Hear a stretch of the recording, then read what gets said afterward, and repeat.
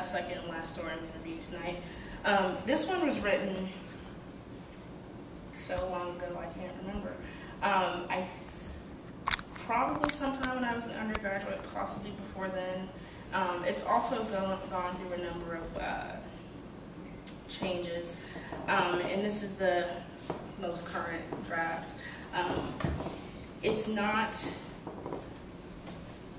how can I put this without poisoning the well, so to speak? I like this story, but it's not the most conventionally told story, if that makes any sense. But anyway, we'll see. The story is called Loop. She was dreaming of terrible miracles, of massive portraits endlessly transmuting, one shrinking face melting into another, mouths within mouths, gaping, stretching, receding on repeat. She was inside a gigantic cathedral. The walls glowed burnt orange like a muted sunset. Shadows danced. She was running away. Away from the endless screams, away from the candlelit spires, away from the women crashing through windows, and away from the blood and broken glass. As she ran, she reveled in the smoothness of the cool air cascading around her face, the liquid flow of muscles and energy, the throbbing of her heart. She awoke with the promise, all of us are beyond repair. She was thrust back into consciousness, felt her spirit soul something jolt back into the confines of flesh and bone.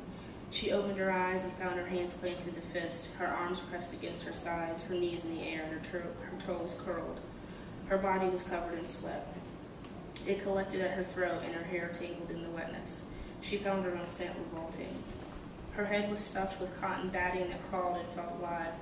The girl stood up weakly on gelatinous legs, and as she meandered down the attic stairs toward the bathroom, she held one hand against the wall for balance and the other against the wall for reassurance.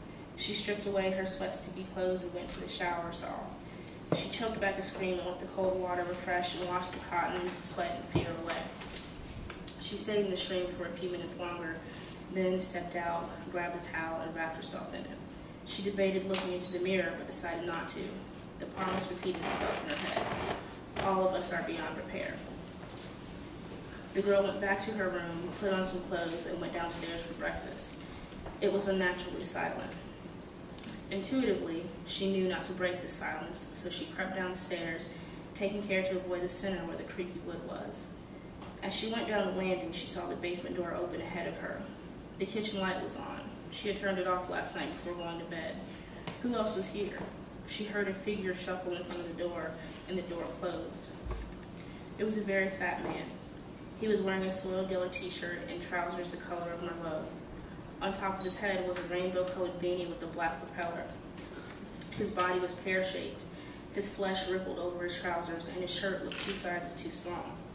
Above his waistband, she could see the crack of his fat ass. He looked absurd. The skin on the back of his neck was shiny with sweat, and the back of his shirt was damp. His greasy red hair stuck to his flesh like worms. She wasn't afraid of him at all. Inside, she felt like starlight, distant and cold and untouchable. She went up behind him and tapped him on the shoulder. He made a sound like a dog screeching when someone steps on its paw. Then he whirled around to face her. She wanted to laugh. On the front of his t-shirt was a big smiley face with a red slash of tongue sticking out. His face was deathly pale and his eyes were wide. The flesh of his jowls quivered. She had scared him. She began to open her mouth and he gasped. His eyes got wider. She felt a creeping inside as the starlight dimmed. She should have let him be. She should have stayed upstairs. Her stomach punched in on itself and she resisted the urge to vomit. She turned to run away from him, and she remembered how good it felt to run. She got her left knee up to begin the escape, but then his pudgy hand was on the back of her neck, and his fingers wouldn't stop squeezing. She scratched at his hand and felt shreds of his flesh crawl beneath her nails. He kept squeezing, and the other hand was suddenly on her belly. His sweat seeped through the fabric, and her skin rippled as if it would leap from her bones and run away. She tried to scream, but nothing came out but a rasp, and this terrified her. His hand on her belly began sliding downward and fumbled with the button on her jeans. She started to cry. Ahead of her was the front door with the latch pointed toward the sky. It was unlocked. She stretched her arms forward, and her fingers clenched the useless air. The door was only a yard away. His sausage-like fingers were pulling at her zipper. The hallway started to shrink as darkness bled along the edges of her vision.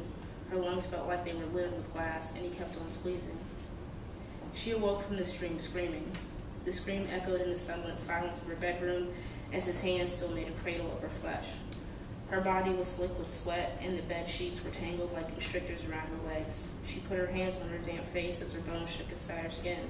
Her chest heaved. She gulped in air and felt her throat loosen. She kicked the sheets away and then pulled them to her chest. She never had a dream that vivid. The fat man in his grasp were realer than reality. She massaged the back of her neck, rubbing away the weight of his hand and the sweat, slimy feel of his skin. She stood up and put the other hand on her stomach and clenched her skin through her shirt. "I'm okay," she whispered. She stepped out of bed, still trembling, and her muscles softened all at once as she sank to the floor and cried. At first, there were slim, silent rivulets. She closed her eyes, and the rivulet became a stream. As the warmth of her tears ran down her face, she imagined flowing with it, flowing away from this place. Her backbone arched and her body followed. She curled into it, and the stream became a river. Its currents embraced her, and the sensation was like running. The water nestled into the curves and pains of her body, and she felt herself being drawn along with it, like an artist making a sketch of something dark and full of shadows. She stood up and wiped the foolish tears from her face. It was only a dream. She descended the attic stairs without help from the walls and went to the bathroom. In the dream, she had only cold water. Now she felt glacial inside and needed to melt. She adjusted the water temperature to match her mood, stepped beneath the steaming hot cascade, and chunks of melting ice brushed against her feet as it flowed toward the drain. She stepped out of the shower, and the bathroom had turned magical. Steam slithered through the air, and sunlight bounced off of the mirror and into the mist, making it glow. She looked at her reflection muted by the silver haze, and it was all right. She dried off and hung the towel back onto the rack. She walked the 23 strides from the bathroom to her bedroom naked and felt infinite. Her clothes were always in a pile on the floor.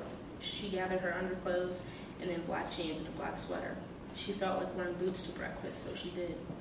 She walked down the stairs towards the kitchen, whose light would be off, without any fear of absurd fat man. She stomped loudly in her boots, sneezed on the 7th step, hopped off the landing, and giggled. The basement door was closed, just like she knew it would be. The dream was just foolishness, the product of an overactive imagination fueled by horror movies, junk food, and a fear of being attacked. She slammed into the basement door as it was opening. She shook her head slightly and stepped back. Her insides started creeping again. She took another step back, and the door slammed shut, and there he was, foolish as ever. His beanie was tilted to the left, and the propeller was slowly turning counterclockwise. She turned and ran. She made it to the front door, grabbed at the latch, and then was pulled backwards. He was on her again. "This is a dream, this is a dream, this is a dream," she chanted until the words were nonsense and felt like marbles in her mouth. She struggled with him, stepping on his shoeless feet, swinging elbows into his flabbiness, cursing and screaming. He clamped a hand around her mouth. Her tongue brushed against his calloused palm, and the fear kept her from retching. She stretched her mouth open as wide as she could, snarled, and was feral. Her teeth broke through his flesh as if it were grape skin, and his blood tasted sick. He grunted and yanked his hand away, and his skin began decomposing in her mouth. She spat it out and started to run until his hand reached the waist of her jeans and tugged hard. She doubled over as the material bit into her stomach, cutting her in two, and she reached him at an angle that screamed for violation. This time, there was no hand on her belly sliding down to merely crumble with metal. He yanked at her pants until the button popped off from strain. He wrapped one arm around her waist so she couldn't run, and with the other, pulled her pants down to her ankles. Her arms hung limply from her sides, and her knuckles grazed the carpeting. He liked the way her fingers were curled like infant vines. He let go of her, and she hit the floor like a piece of meat. Her pants were still down around her ankles, and he had to resist yanking off her boots to lick the soles of her feet. Her right hand still stung from where she'd bitten him. There was a dripping crimson hole between his thumb and forefinger. Her smile and grimace were imprinted in his hand. The wound would heal, and there would be a scar, and he would remember her always. But the scar would be an afterthought. The scar would be smoke.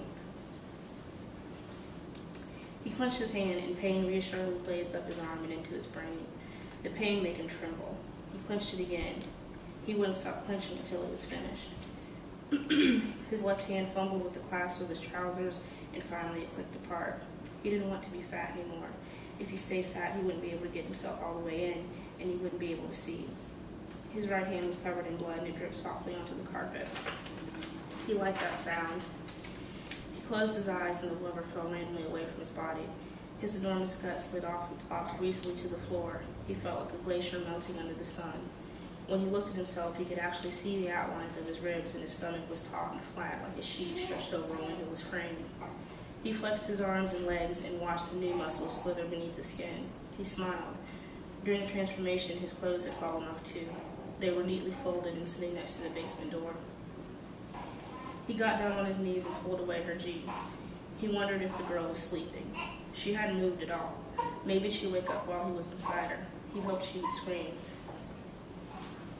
He pulled her to him, and she moved like jelly encased in plastic. It felt like she had no bones. His blood made her hot and slippery, and she was so tight it almost hurt. He kept clenching his hand. Pain flared through his body like fire, and the pleasure of being inside her tempered the flame. Beads of sweat appeared on his forehead, then his back, his chest, his stomach. She still hadn't moved. He had impaled her, and her body moved to his cadence. He rubbed his face against the softness of her sweater. As he pressed harder, the material became rough and sent sparkles up his spine. He breathed her in, stale sweat and lilac-scented soap. He wanted to keep her scent forever. He wanted to keep her forever. She'd bitten him. She had fought back, and then she succumbed to him. She surrendered. None of the others had done that. They screamed and pleaded and begged. They fought continually, beating at him and clawing at his eyes. He did not stop, just smiled and broke them apart inside while the emptiness of his eye sockets burned holes through their minds. Sometimes they partially realized, understood that they were strands of the looping dream. What they didn't understand was its finality or its totality. Sometimes they tried to enjoy it, but the loop cannot flow backwards. It cannot be turned around. They would try and he would have to circuit again. Dream them waking up or falling asleep, and they would think that none of it had happened. They didn't understand that the power of the loop was its abruptness. They were always shocked to see him again. The second time, the fifth time, the 18th time. The longest took 49 circuits before the loop ended. But she gave up, and he felt his power fading away. He felt a tightness in his chest that seeped upwards toward his throat, and then it pressed painfully against the backs of his eyes. Her loop had ended. This angered him. No one had ever yielded to him completely, and he cherished her for that. He rose from her and pulled out with some difficulty. Together they had formed one potent chemical. He knew that she wanted him to stay inside her. He knew she wanted this loop. He knew she wanted this to loop forever as much as he did. Even if she gave up, even if she was responsible for the circuit's close, he knew that she didn't really understand that. He walked over to the basement door and began putting his clothes on. They had changed to accentuate his new body. He was no longer the clownish fat man with the silly red hair. He was the night sky. He opened the door and the vortex was at the end of the stairs waiting for him. The spiraling tongue of light screamed his name and he began to miss her. He turned around and stared at her motionless body. She looked so broken. He wished that he could restore her, that he was more than what he was, that she would wake up and together they would be complete.